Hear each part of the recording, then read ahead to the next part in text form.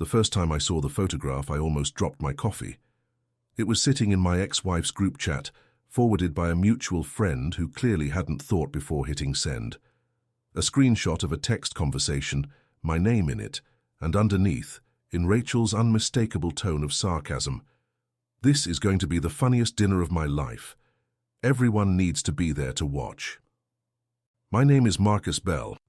I'm 36 years old, and 11 months ago my marriage to Rachel Whitfield ended in a courtroom in Charlotte, North Carolina, with a judge reading off a settlement neither of us fought very hard against. 7 years of marriage ended, as far as I could tell, the night I overheard her on the phone with her sister, laughing about how she'd basically married a filing cabinet, a man who kept everything folded up and put away. A man, she said, who had never once let her all the way in. I stood in the hallway outside our bedroom that night, my hand flat against the wall, and I didn't say a word. I just went back downstairs and finished the dishes like nothing had happened. I didn't argue with her about it later either, maybe because some small stubborn part of me was afraid she was right. I should say before anything else that Rachel wasn't a villain in some simple sense. She grew up in a house in Winston-Salem, where her father left when she was 9 and never called on birthdays, and she'd built her whole adult life around never again being blindsided by someone she loved. She wanted a partner who announced himself loudly, constantly, who never left room for guessing. I understand now that my quietness probably felt to her like the exact shape of the thing she feared most, a door that might, at any moment, simply close without warning.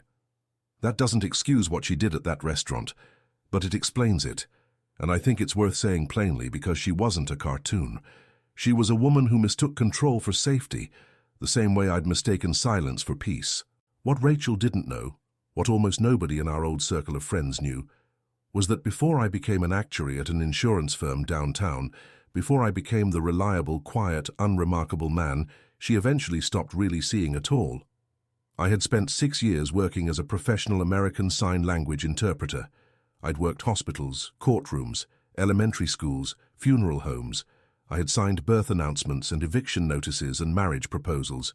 I had stood in a hospice room once and interpreted a daughter's final goodbye to her deaf mother. And I had gone out to my car afterward and sat there for 20 minutes before I could drive home. It was the most alive I had ever felt doing anything, the good parts and the hard parts both. My own father had been the one to push me toward interpreting in the first place, though not in any grand or intentional way. He drove a delivery route for a regional grocery distributor, and one of his regular stops was a deaf-owned bakery outside Gastonia. He picked up maybe 30 signs over the years just from small talk with the owner, and he used to practice them on me at the dinner table like it was a party trick. I signed my first sentence, "Pass the salt," when I was 11 years old, and something about it lodged in me permanently. The idea that there was an entire second way of being understood, right there underneath the noise everyone else was making. My father died of a heart attack when I was 23, 3 months before I finished my interpreting certification, and I've never been able to fully separate my love of that work from my love of him. I think some part of me quietly hoped that if I got good enough at it, it would be like keeping a small door between us open. I met Rachel at a work conference where I was interpreting for a keynote speaker, a state senator giving remarks on accessibility funding. She'd come up to me afterward, impressed, asked how someone learns a whole language with their hands, and for about 8 months she thought it was the most interesting thing about me. Then she started asking why I didn't do something more stable. Then gradually she stopped asking about it at all. It became a line on a form, a fact she mentioned to new people at parties. He used to do sign language stuff, like it was a hobby I'd grown out of, like collecting stamps. Somewhere in there I put it away, all of it, folded up like a coat I didn't think I'd need again, and I told myself I was just being practical. Insurance paid better. Insurance had a 401k. Insurance didn't require me to sit in my car after work, trying to remember how to breathe normally again. So when I found out, through an offhand comment from Danielle at a mutual friend's birthday party, that Rachel had arranged a blind date for me at Lindmore's, the same restaurant where we used to celebrate our anniversaries with half our old friend group seated 2 tables away, pretending to study menus they had no intention of ordering from, and that the woman she'd picked, sight unseen, Off some dating app her cousin used happened to be deaf. I understood exactly what kind of evening she thought she was building. She wanted to watch me flounder. She wanted her friends to see in real time the emotionally unreachable man she'd spent 2 years describing at book clubs and brunches. A man who couldn't even manage basic conversation with someone who communicated a little differently than he was used to. She wanted a performance, and she had already decided how it would end before a single word was spoken. I almost didn't go. I sat in my apartment that Friday evening, turning my phone over in my hands for almost an hour, telling myself I didn't owe Rachel a single evening of my life anymore, that I could simply not show up and let her sit there with her audience and her plans and nothing to point at. I even texted her, just 3 words, "Not doing this," and then deleted it before I sent it. Because there was another part of me, quieter, more stubborn, that kept circling back to the same thought. Somewhere out there was a woman who had no idea what she was walking into, who thought she was meeting someone worth her evening, and it didn't feel right to leave her sitting alone in a restaurant full of strangers who already knew the joke and were just waiting to watch it land. So I put on a grey jacket, the plain kind, no armor, and drove downtown. The restaurant was called Lindmore's, a low-lit place with brick walls and candles in glass jars, the kind of restaurant that used to feel romantic to me and now just felt like a museum of a marriage that didn't exist anymore. The hostess, a young woman with a clipboard, walked me to a table by the window, and that's when I saw them. Rachel sitting with 3 of our old friends, Danielle, Priya and Tom, 2 tables over, angled just enough to have a clear line of sight to where I'd be sitting, and just poorly hidden enough that I knew exactly what I was looking at. They were watching a car they expected to crash. Priya wouldn't meet my eyes when I glanced over. Tom gave me an awkward half-wave like he wasn't sure whether he was supposed to be my friend tonight or Rachel's audience. I sat down anyway. 12 minutes later, the door opened, and a woman walked in who did not look like she needed anyone to prepare a room for her. Dark red hair pulled back, a green wool coat, eyes that moved across the restaurant with the calm, assessing patience of someone reading a room instead of just walking through it. Her name was Elena Reyes Whitcomb, no relation to Rachel, an unfortunate coincidence of last names that would come up later and make Elena laugh so hard she had to set down her tea. Elena was 33, a high school art teacher in Mecklenburg County, deaf since a childhood illness at age 6. Her parents, Marisol and Hugh, were both deaf as well, and Elena had grown up in a household where ASL was the first language spoken at every dinner table she'd ever known, and English was something she'd learned second, almost like a foreign country she visited comfortably, but never quite called home. She had driven 40 minutes from her apartment near Plaza Midwood because a mutual acquaintance, one of Rachel's co-workers, unknowingly recruited into the setup, told her she was meeting someone genuinely worth her time. She had no idea she was the punchline. When her eyes found mine across the room, I stood up. I didn't think about it, didn't rehearse it, didn't consider what the table of spectators 2 seats over would make of it. I lifted both hands and signed, slow and clear. "It's really good to meet you. I hope traffic wasn't too bad tonight." Eleanor stopped mid-step. Her eyes dropped to my hands and then rose back to my face, and something in her expression shifted. Not shock exactly, more like the quiet recalibration of somebody who had braced for one kind of evening and found something else standing in its place. Behind me, I heard the unmistakable clink of a fork hitting a plate a little too hard. Eleanor smiled. Small, genuine, the kind of smile that isn't performing for anyone. She signed back. "The drive was fine. You are absolutely not what I expected tonight." And just like that, whatever Rachel had built collapsed quietly in on itself, though the people who'd built it hadn't noticed yet. We sat down across from each other, 2 strangers who had each been handed a script neither of us agreed to follow, and somewhere between the first pot of tea and the second, we set that script aside without discussing it. Eleanor ordered chamomile. I ordered black coffee. The waiter, a kid who couldn't have been more than 22, addressed every single question to me. "Does she want lemon with that? Will she be having an appetizer?" As though Eleanor weren't sitting directly across from him with her own mouth and her own opinions. I watched her handle it the way I imagined she'd handled it 1,000 times before.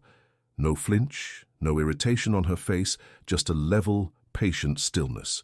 She turned her teacup slowly in her hands until he finished talking, then looked directly at him and pointed clearly to what she wanted on the menu. He blinked, recalibrated, and, to his credit, addressed her directly the second time around.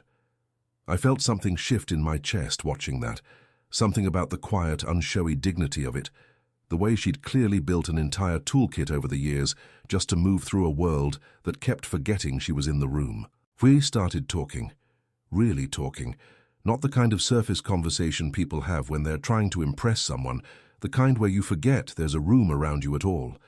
She told me about her ceramic studio in Noda, how she could feel the vibration of music through the floor when her upstairs neighbor practiced guitar on Tuesday nights, how she had learned to read the energy of a room before she ever learned to read anyone's lips. She said most hearing people thought being deaf meant living in silence. She said silence was actually the place where she heard everything most clearly. I leaned forward and signed, "What do you mean by that?" She smiled and signed back. Hearing people are so busy filling every quiet second with noise that they never actually listen to each other. I don't have that problem. I sat back in my chair and laughed. A real laugh, unguarded, the kind I hadn't produced in 11 months. 2 tables away, Rachel was watching. I could feel it without turning around, the specific quality of attention that belongs to someone who expected to see a fire and instead found 2 people having the best conversation in the room.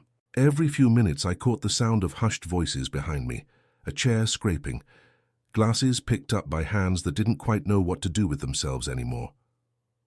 I didn't turn around, not once, because what was happening at my table was too important to interrupt for an audience that hadn't earned my attention.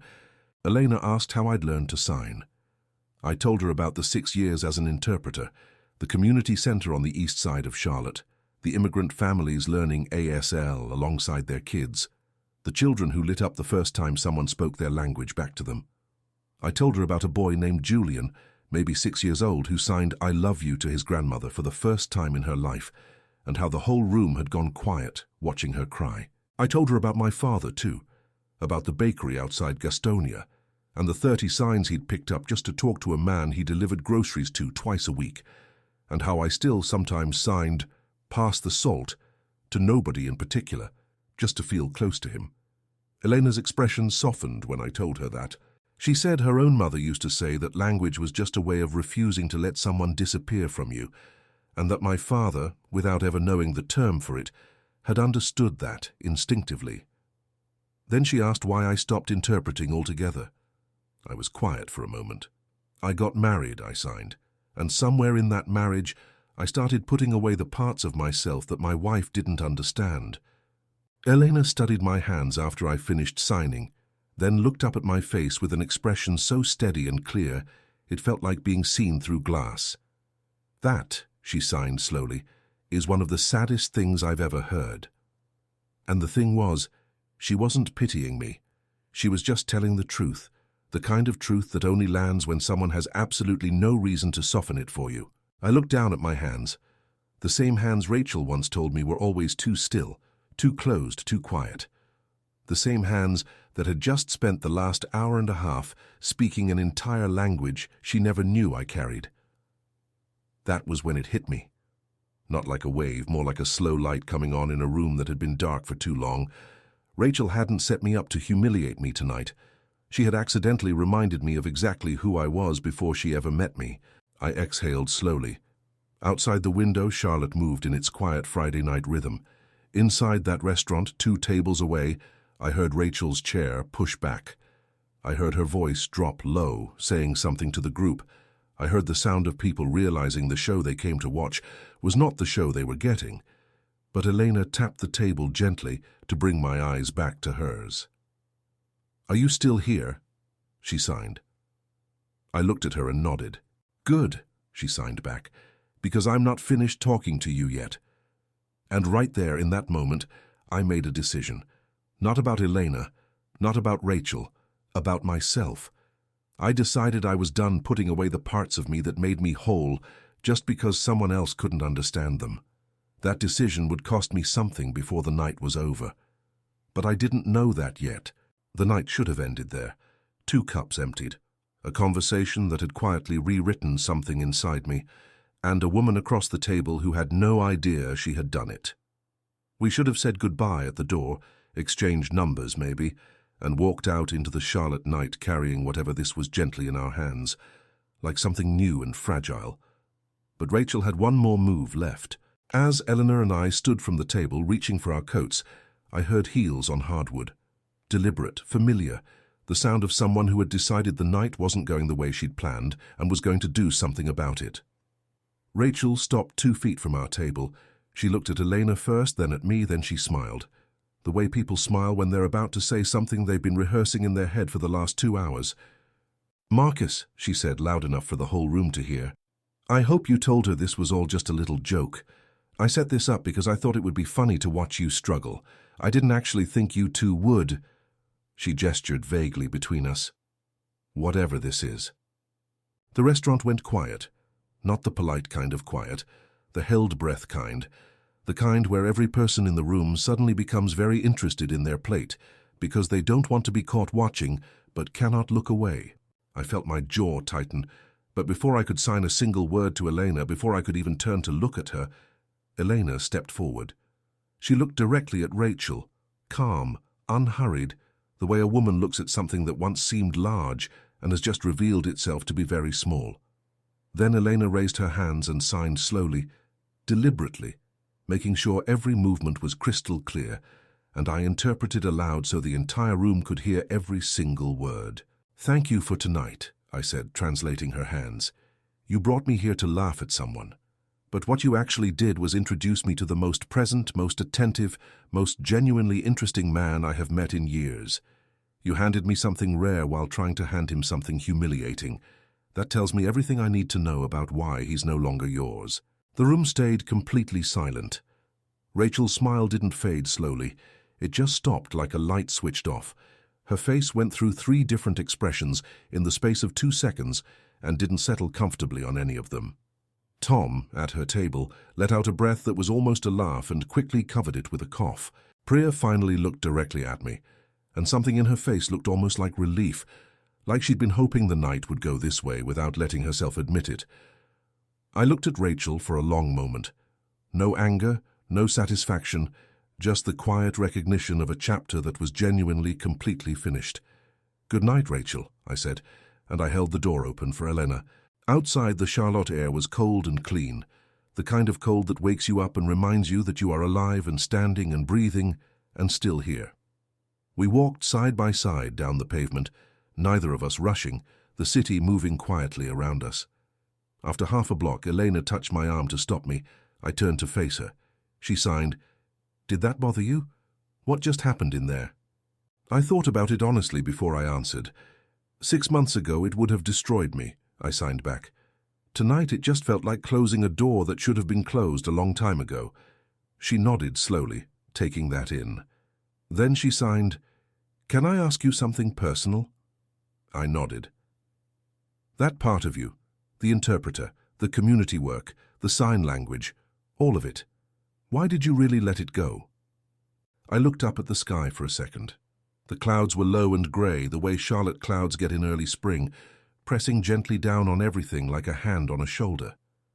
"Because I spent 7 years with someone who made me feel like the quieter parts of me were inconvenient," I signed. "So I packed them away to make more room for what she needed, and somewhere along the way, I forgot they were still there." Elena watched my hands finish the sentence. Then she looked up at my face with those steady, reading eyes of hers. "They were always there," she signed. "I could tell the moment you sat down." Something about that sentence, so simple, so completely without drama, broke something open in my chest in the best possible way, not painfully. The way a window breaks open on the first warm day of spring and lets the air come rushing back in. We exchanged numbers at the corner where our paths split. She had a studio session early the next morning, and I had an apartment that suddenly felt less like a place I was hiding and more like a place I was returning to. Before she turned to leave, she signed one last thing. "Same time next Friday?" I smiled wider than I had smiled in longer than I could remember. "Same time next Friday," I signed back. I watched her walk away until she turned the corner. Then I stood there on that pavement for a moment, alone in the cold, quiet air of a Friday night, that had started as a joke and ended as something I would carry for the rest of my life. What none of us, not Rachel, not Elena, not me, could have predicted was that this was only the beginning. The next several months would test every single thing I'd just decided about myself in that restaurant, and it wouldn't always be gentle about it. Eleanor and I saw each other the following Friday, and the one after that, and pretty soon Friday night stopped being something either of us had to plan and just became something we both assumed. She showed me her studio in Noda, a converted warehouse space she shared with 4 other artists. Kiln heat thick in the air, shelves lined with unglazed bowls waiting their turn in the fire. She taught me the sign for clay, a specific twisting motion of the hands that mimicked the wheel, and I taught her a few signs from regions she'd never picked up, since she'd learned primarily at a deaf school in Georgia, with its own regional dialect quirks.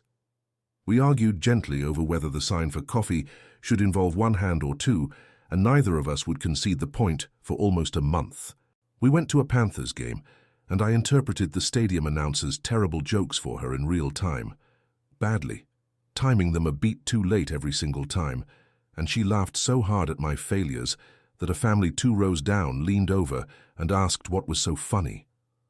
I met her parents about 6 weeks in, at a Sunday dinner in their house in Matthews, a low brick ranch house with a doorbell that flashed a light instead of ringing a chime, and picture frames on every wall showing Eleanor at every age, always signing something in the photo, always mid-sentence like her whole childhood had been captured in conversation. Her father, Hugh, watched me carefully all through dinner, testing my fluency with questions he clearly already knew the answers to, checking whether I was performing competence or actually had it.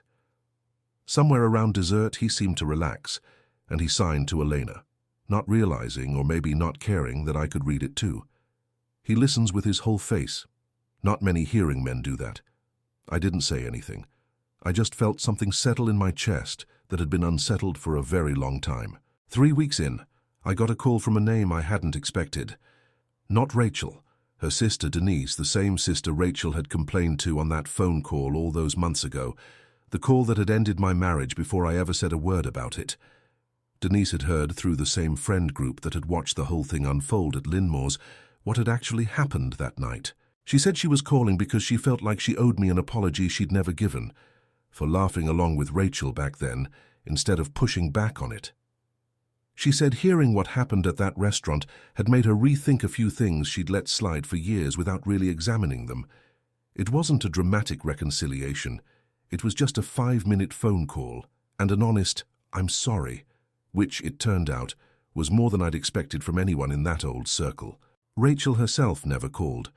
I heard through Danielle months later that she'd told a slightly revised version of the story at a dinner party, one where she came off less as the architect of the joke and more as a woman generously introducing 2 people who clicked.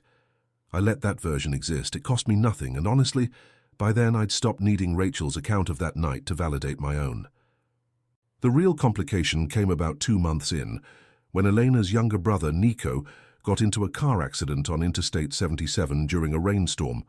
Not life-threatening, thankfully, but serious enough that Elena spent 4 straight days at the hospital, translating for her parents in a system that, despite legal requirements, kept sending interpreters who showed up late, left early, or signed with a fluency so basic that half the doctor's explanations got lost entirely somewhere between the whiteboard and their hands. I watched Eleanor, exhausted and furious, trying to hold together her family's understanding of her brother's condition, while an interpreter checked his phone in the corner of the waiting room. On the 3rd day, I asked if I could come, not as her boyfriend. As a certified interpreter, filling the gap the hospital system kept failing to fill. I spent 6 hours in that hospital signing surgical terminology, discharge plans, insurance jargon, the small human moments in between, where a nurse cracked a joke to lighten the mood, and nobody had properly translated it for anyone in 3 days. I watched Elena's mother laugh for the first time since the accident because I finally gave her access to a joke that had been happening around her the entire time without her knowing it. I watched her father grip my hand afterward and sign simply, "Thank you for giving her back her language." That night, sitting in the hospital cafeteria with Eleanor over vending machine coffee, she looked at me for a long moment and signed, This is who you actually are, isn't it? Not the actuary. I didn't have an easy answer for her. I'd built a stable, quiet life around numbers and spreadsheets because it was safe, because Rachel had made the other version of me feel like a liability instead of a gift. But sitting in that cafeteria, watching Elena's exhausted relief, I understood something I'd been avoiding for years, that safety and rightness are not the same thing, and I'd spent a long time confusing one for the other. 3 weeks later, I gave my notice at the insurance firm. My manager, a decent man named Phil, who'd never once asked me a personal question in 4 years of working together, seemed genuinely thrown by it, and asked if this was a midlife crisis thing. I told him it was closer to the opposite, a return to something, not an escape from it. It wasn't reckless.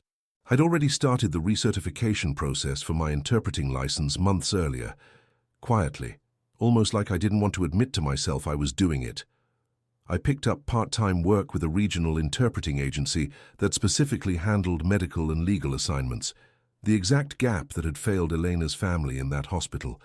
My old co-workers thought I'd lost my mind, walking away from a stable 6-figure track for hourly interpreting work. My mother, worried out loud on the phone, asked me twice if I was making a decision I'd regret. But for the first time in longer than I could remember, I woke up on a Monday morning without that particular hollow feeling in my chest that used to sit there like a stone. There were harder moments too, because nothing about this stayed simple, just because it felt right.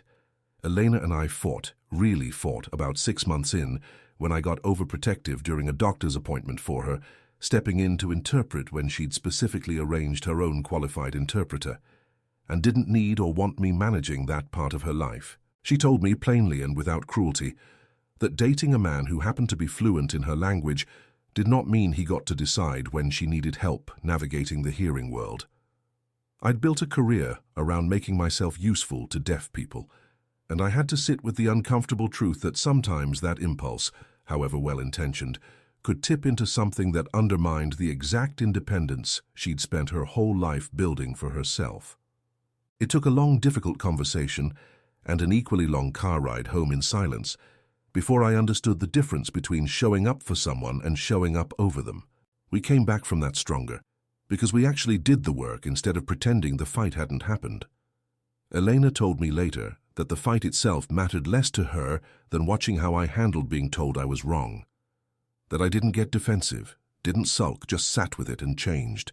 She said that was rarer than people think. Around the 8-month mark, Rachel resurfaced one more time, though not in person. She'd apparently mentioned to a mutual friend that she was thinking about reaching out to me, just to clear the air, and the friend, without meaning any harm, mentioned it to Elena at a birthday gathering before mentioning it to me. Elena didn't panic about it or make it a bigger thing than it needed to be. She just asked me directly what I wanted to do if Rachel actually reached out. I told her the truth, that I didn't owe Rachel closure I hadn't already given myself, and that whatever conversation Rachel wanted to have, she could have it with a therapist instead of with me. Rachel never did reach out in the end. I don't know if she changed her mind, or if the mutual friend never actually passed along the message. It didn't matter either way. I'd already said what I needed to say back in that restaurant without a single word of my own. A year after that first dinner at Linmore's, Elena and I went back to the same restaurant, not because we had to, but because we wanted to. We sat at the same table by the window. The same waiter served us, older now by a year and apparently better trained, because this time he looked at both of us when he spoke. Small change, real change, the kind that happens quietly when people decide to pay attention. Elena ordered chamomile tea, I ordered black coffee, and we picked up the conversation exactly where we left it. No noise between us, no performance, no one in the room waiting to watch us fail. Just two people who had been handed a bad beginning and built something honest out of it anyway. Rachel, as far as I know, remarried the following spring, a man from her office named Craig, who I've never met, and have no particular feelings about one way or the other. I don't say that with bitterness. I say it because it's simply true. Whatever unfinished business I once carried about that marriage closed the night Elena signed those words across a restaurant that had gone completely silent to listen. What Rachel meant as a punishment turned into the truest gift anyone had handed me in years. She wanted a room full of witnesses to watch me fall apart. Instead, that same room watched me remember exactly who I used to be before I let someone convince me those parts of myself were something to be ashamed of.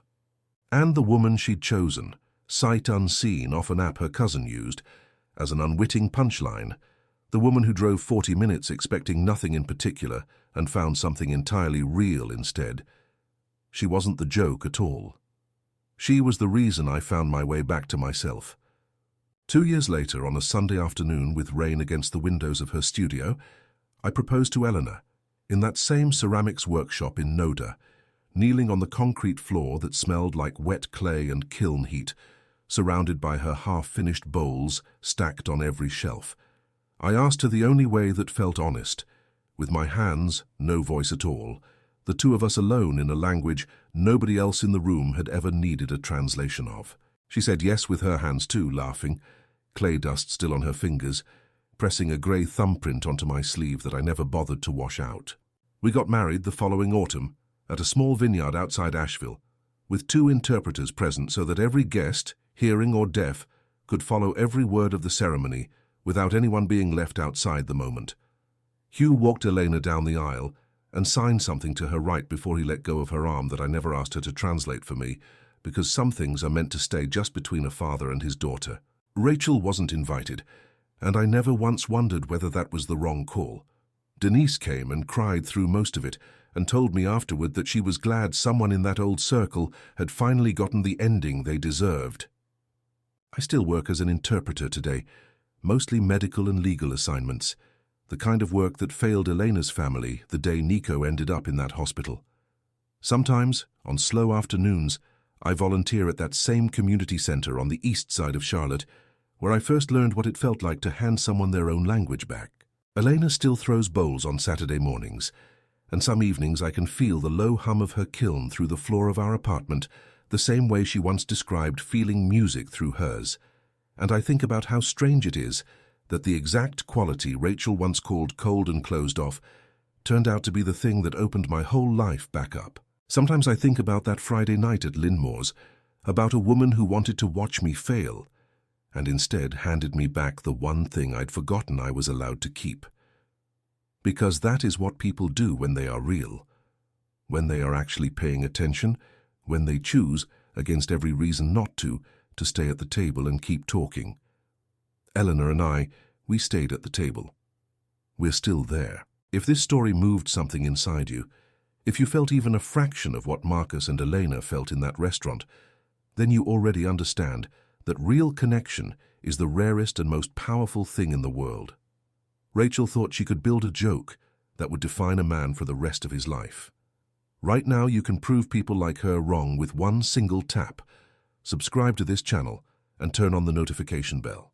Every subscriber tells every person who ever underestimated somebody quiet that depth always outlasts noise, that presence always outlasts performance, and that the people who get written off are often the ones with the most extraordinary stories still left to tell. Don't let anyone who ever doubted you be right. Subscribe, turn on that bell, and come back next time, because the next story is already waiting for you.